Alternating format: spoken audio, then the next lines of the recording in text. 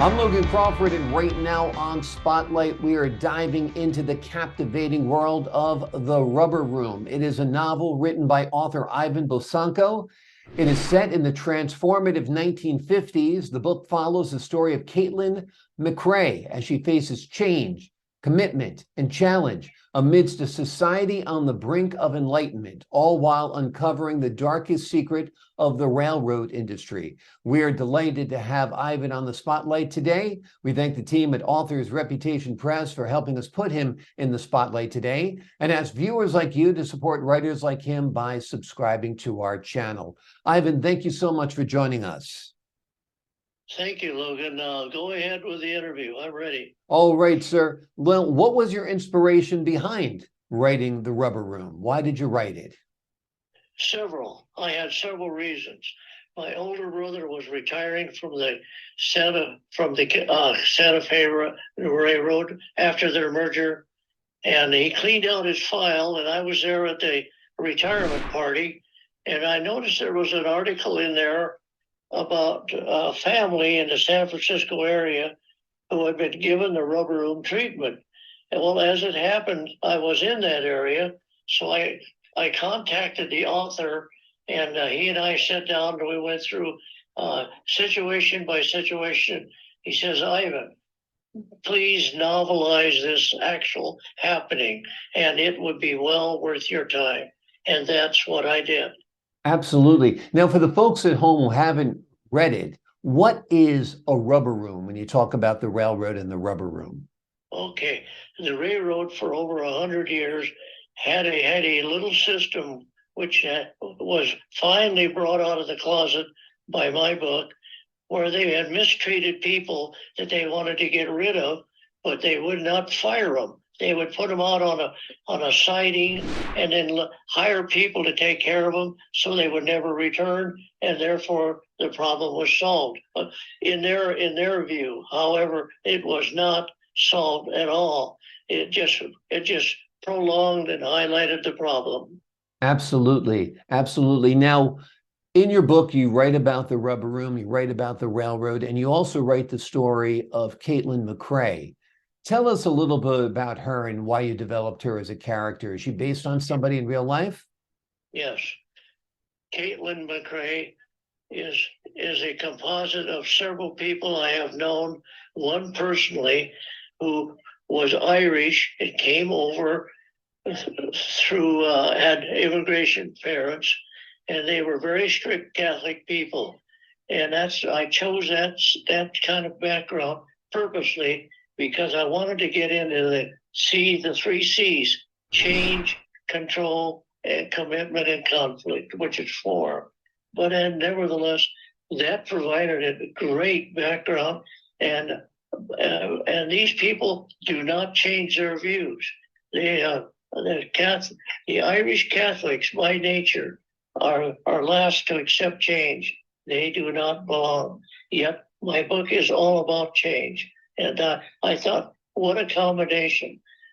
People who don't change into a book that does change. Exactly, exactly. Yep. The as an Irish Catholic man, I can tell you that is true. We're pretty dogged. We have a lot of determination, and I don't think we necessarily embrace change too easily. But in the 1950s, society was changing, and people needed to change, and so Yes. that makes an interesting conflict there, right? Yes, there was a very interesting conflict. You have credit cards now becoming apparent. Their credit card companies made a big push in the early 1950s about change. And the Catholics, Irish Catholics in particular, did not believe in that. You either rolled up your sleeves, went to work, and saved till you had enough money to do or buy whatever you wanted to do, whatever was going on. So therefore, you have a natural conflict. You have people who are against change, people who are hardworking, thrifty, and are willing to pay only for what they have saved for. So what a natural to make a story about the rubber room, which means their lives were bounced around just as much as the railroad. Yeah, absolutely. Now, tell us a little bit more about the rubber room. Were people actually beaten? in order to get them to quit their jobs? Or tell us a little bit about how that worked. Well, okay. From the railroad point of view, they had some people who they wanted to get rid of, but the unions were so strong in those days that they could not fire them without just cause. So, because of that, they would place them in a siding in a car and then hire somebody to take care of the job and then say, oh, did you know somebody didn't report back to work? Now we have reason to fire them. Amazing, amazing. So, And they did that. And not only just one railroad, but almost every railroad had a past history of some type of rubber room treatment. So I took that same idea and that same concept and said, hey, why not write a story about an actual couple? And that's what I did. Yep. Yep. Tell the folks at home a little bit about the actual story. You've got Caitlin, you've got the rubber room and the railroad as a backdrop, but what is the story that she is involved in? It's about the daughter of this strict Irish Catholic family being involved with a non-Catholic, and this non-Catholic winds up being her boyfriend, and later on her fiance, and then he gets drafted just before the wedding date, and so they go out on their own honeymoon, and they take their vows before God. And these vows are so strong within the Catholics that those must be looked up to and they must be obeyed. And that is the basis for the rubber room itself, and hence the name.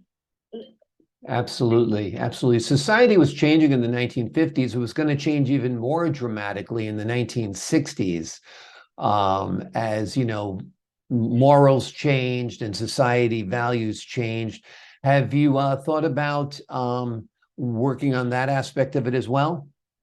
Yes, I did. Yeah. I incorporated change in there as part of the binding story between the strict Catholic lady in there, the young lady, and the non-Catholic. That in itself is quite a feature, because he must adjust. She will not. She cannot by nature and by tradition.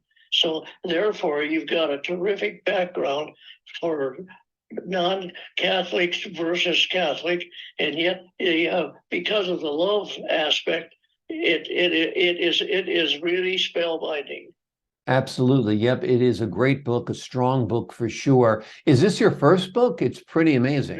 No, it's okay. my fifth. It's my fifth. Oh, okay. My background is I was a tech writer, aerospace. I have an engineering background, and I use that tech writing background to do my books. I'm a history buff, and because of that, it worked out great. The tech background worked into the history, which worked into the real novel. Yep. Did you, is this your first novel, or were the other 5 books also fiction? The other 5 were also novels. Also novels. Okay, so tell us about what your first book was called. My first book was called The Sea of Grain. My mother was a very strict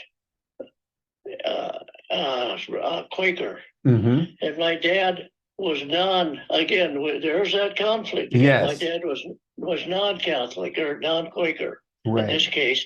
So I called it The Sea of Grain, and it was about their change. He had to make changes in order to marry into the Quaker religion, right, which he accepted grudgingly. My dad was an outdoor man by nature. My mother was a Quaker school teacher, so you could imagine the conflict there. Absolutely, absolutely. And I used that same basis, Logan, to incorporate in this situation here with Caitlin and with Jerry. Yeah, absolutely. A strict religious, rigid upbringing versus, changing times and changing morals. Yeah, absolutely. How long did it take you to write the book? Okay, the first one or this one, Rubber Room? The Rubber Room took me about 6 months. Okay. And did you have to do any special research? I know you had the conversation. Tell me about your research. I did a lot of research. Again, as I pointed out, I went to that retirement party for my older brother, who was a railroad official. And then I contacted the guy that wrote these articles, and he and I spent about almost a week together. I did in order to get a complete picture of the research, both from the railroad standpoint and then from his series of articles for the San Francisco paper. I found that to be the best move I ever made. I'm sure. I'm sure. And when you finished the book, who's the first person you had read it? My wife. Okay. And what was her input? What were her comments? She says, "You've got it right." She says, Ivan, I can see your mother and father in this all over again. And I said, yes, but I put a new twist into it. And I had these people, had to deliberate their lives. They had to discover each other. They had to fall in love. They had all of the aspects that every young married couple had in those days. Absolutely. Absolutely. So it must have been fun on some levels, revisiting your past and putting it down. It was. Yeah. In a way, it was satisfying and also invigorating and ingratiating. Yeah. Absolutely. Absolutely. Do you have any more writing planned? Pardon? Do you have another book in mind? Are you thinking about writing anything else? Well, yes, I have another version of the Rubber Room, which has been revised, and I have an agent that was currently working on it, and there's also a chance for a movie prospect out of it. That's wonderful. Now, if you were to cast somebody to play the part of Caitlin, who would that be? Oh gosh, it would be so hard. You'd have to come up with somebody who was feisty, yet very personal. Yeah. Somebody who could play a part. In today's lineup of stars, I would be hard for us to pick the right one. Yeah. Somebody else would have to do that. Yeah, it would be tough. I was thinking maybe a Nicole Kidman, but she'd have to be a lot younger, I think. Yes, right. Nicole would fit it all right. Yeah. She has that kind of a disposition, but because of the age situation, that would be a problem. Yep, we'd have to find a younger actress to play the part, indeed. Right, That's great. Well, I'm glad you're enjoying your writing. I'm sure it's a rewarding pursuit for you to be able to put down your thoughts and feelings and your stories. I've been writing for almost 60 years. Yeah, well, it shows. Your writing is very, very gripping, very, very powerful.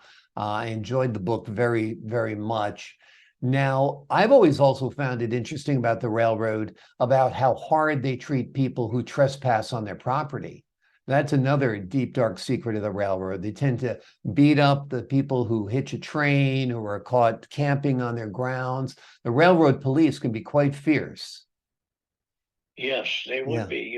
You are so correct about that. Yep, absolutely, absolutely. Well, the name of the book is The Rubber Room. It is a wonderful read. It is written by Ivan Bosanko. It captures a captivating world set in the 1950s. It follows the story of Caitlin McRae as she faces those 3 C's: change, commitment, and challenge. And it's happening during a time of change in society as well. All the while, Ivan works hard and succeeds in uncovering the darkest secrets of the railroad industry. Ivan, thank you so much for joining us here today. Anything you'd like to leave our viewers with? Again, I think it fits today's situation in that today's people are in the midst of change. Again, another type of change. However, this would be great background for them to understand how change can accomplish things. Change can also undo things, and change can also complete your life. Absolutely. Yep. Change is the only constant in life, so you better learn to embrace it, right? Yes, you're so right again. Yep. All right, Ivan, thank you so much for your time today. Thanks again, Logan. I appreciate your time. The pleasure is mine. And to the folks at home, I'm Logan Crawford, thanking you for your time this time. Until next time on Spotlight.